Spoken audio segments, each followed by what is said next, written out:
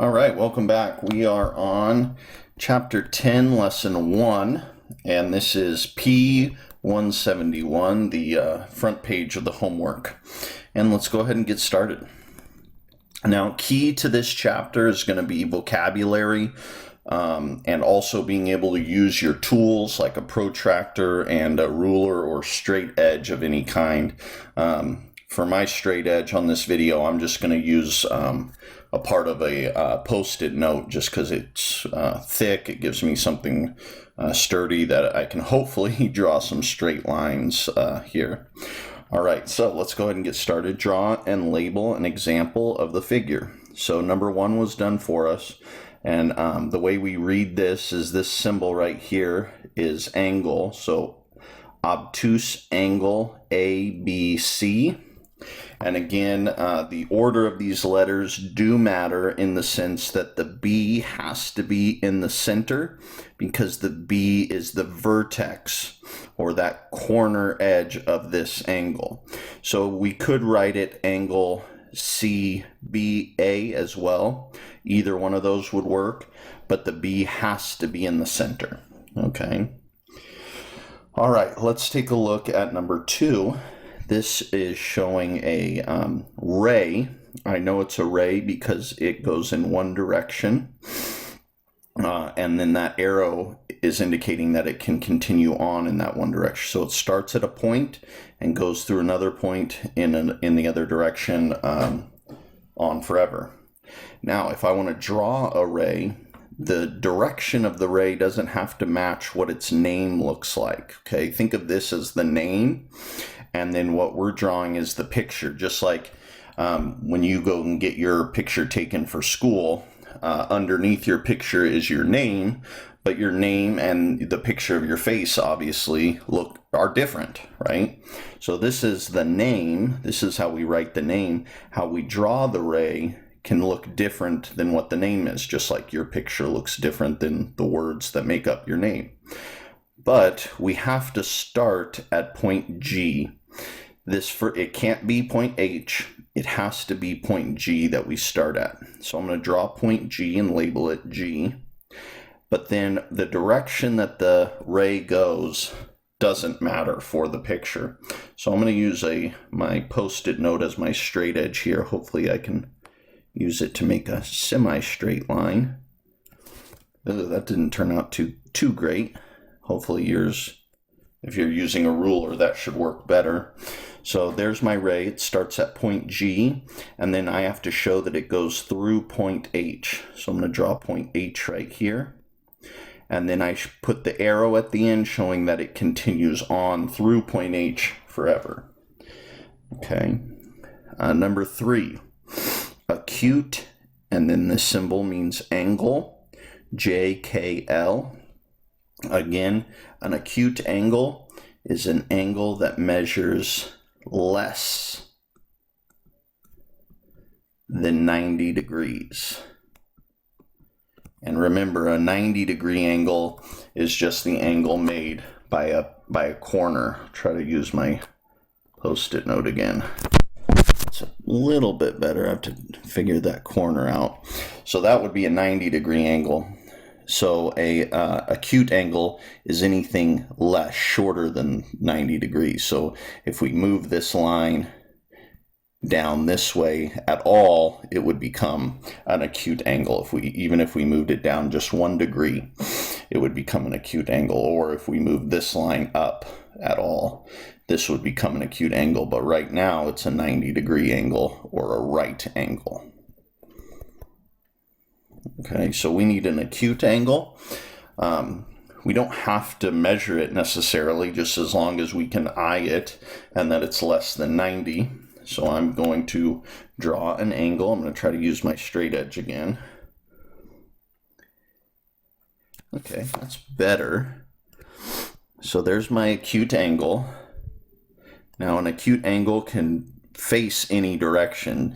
Now, so you see here, my 90 degrees angle is facing out towards this way, open to the left, and this angle is open to the right. That's fine as long as you show that we're measuring this part of the angle, and in this case we're measuring this part of the angle. Okay, so now I got to label it. I have J, K, and L. The positioning of J and L doesn't matter as much, but K has to be at the vertices. This is where the two lines meet. We call that the vertices. So K has to be at the vertices because it's the middle letter in those three letters. And then I can put J and L anywhere else on the line, on those two rays. Whoops, called that K too. J and L. Okay. Now let's look at number 4. It has the letters B, C. Above it, there's just a line, no arrows on either side. So that tells me it is a line segment. Line segment. A line segment starts at one point, ends in another point, and stops, right? Starts at one point, ends at one point. Okay? It doesn't go on forever in either direction. So let me make this line. I'll use my Post-it as my straight edge again. Fairly straight.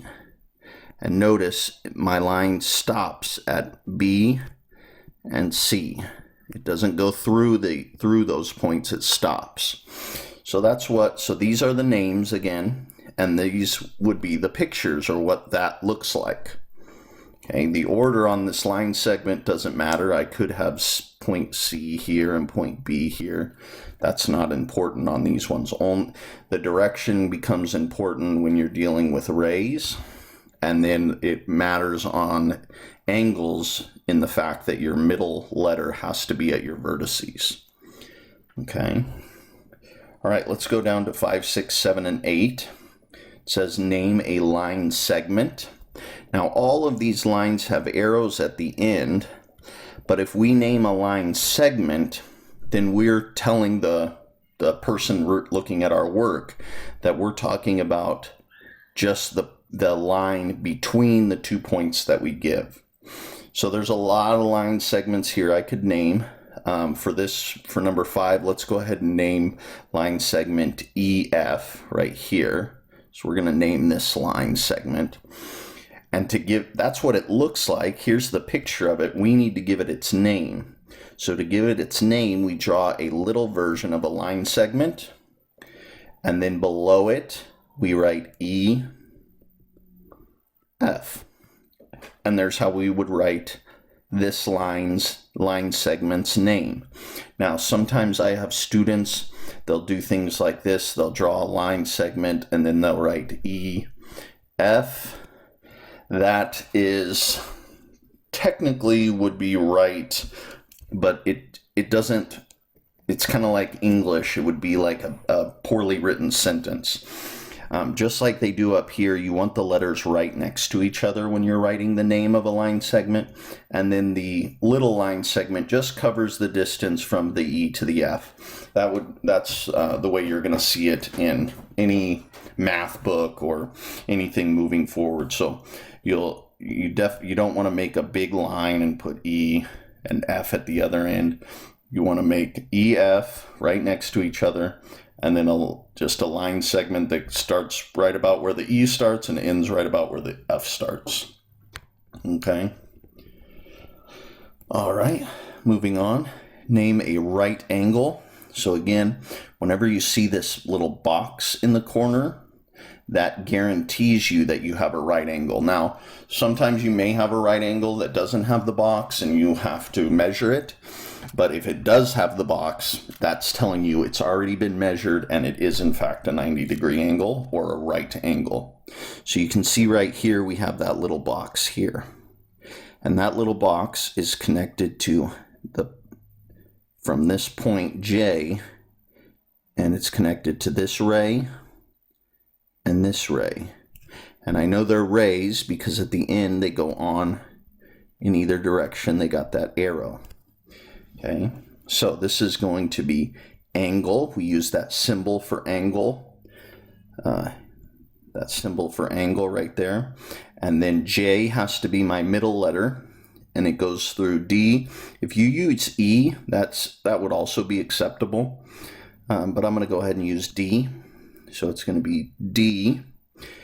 J has to be my middle term, and then G. Again, if you use F, that would be acceptable as well. But we could name this a few different things. We could also name this angle, and I could go from the other direction as well, as long as J remains my middle term. So if I wanted, I could show it this way, starting this on this side, and just show that it's, and I could say F this time, but J has to be my middle, and then through E. So a couple different names you could use for number 6. There's more than that even. But if you don't have J as your middle term, you're definitely not showing a right angle. Okay, I'm going to go ahead and erase some of these lines. And let's go on to number 7, name an obtuse angle. An obtuse angle is any angle that measures greater than 90 degrees. Oops. Greater than 90 degrees. So acute, that's going to be less than 90.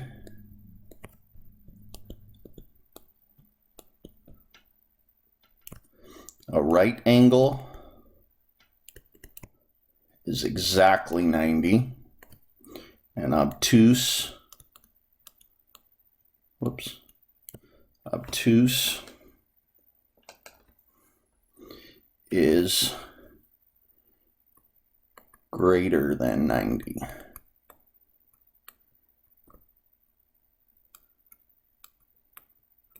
Okay, so we want to find an angle here that's greater than 90. So that would be if this line went this way anymore, then all of a sudden this angle would be, if we just shifted this line over, this angle would then become an obtuse angle. Okay, so let's look on our figure. If we look right here, this angle right here is going to be, now if this line went straight up, that would be 90. So since it goes back some, this is a wide open angle. This is an obtuse angle here.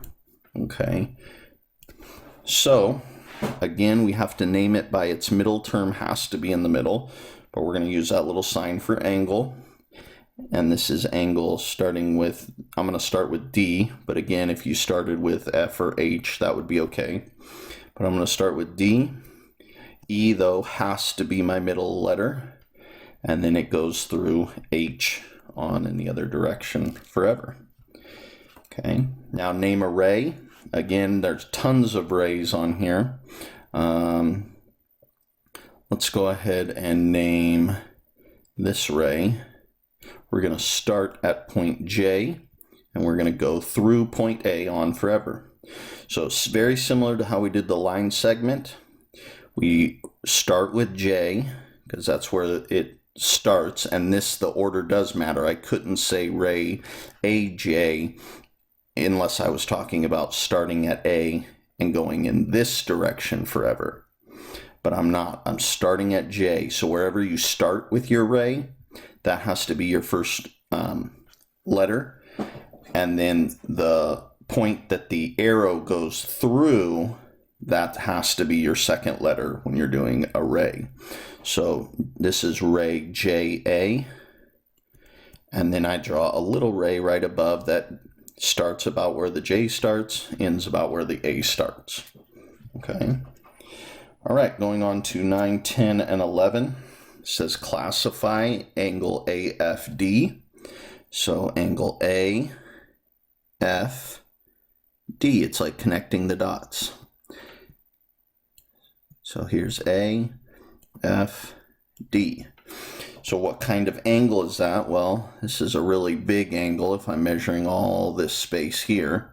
So that's over 90, well over 90. If it stopped here, that would be 90 degrees, but it kept going. So that's going to be an obtuse angle. Classify angle, let's get rid of these lines. Classify angle CFE, so start at C, connect to F, and then to E. So start at C, goes to F, and then goes through E.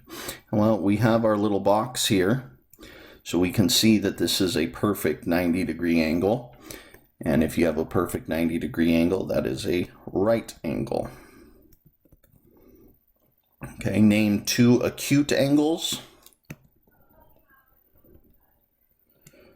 Well, if I start here at E, sorry about that. I start here at, get rid of that. If I start here at E and I go to F and then to D, we're talking about a very small angle there, so that's going to be acute. So we could say angle DF. F has to be your middle term. If you use EFD, that's okay, or DFE, that's fine, but F has to be your middle letter. So DFE. And it says name two, so we got to find another one. Well, and we can't just say EFD because that would still be this same angle. But we can say angle AFB, right? Because C would be right, so if we're going down from C and we go here, that's going to be less than 90. We're talking about this space right here, so that's definitely going to be less than 90. So again, F has to be my middle letter, but we can call this angle A. Sorry about that. FB. Or you could call an angle BFA, would be fine. But F definitely has to be that middle letter. All right, thanks again for watching. I'll see you on the next one.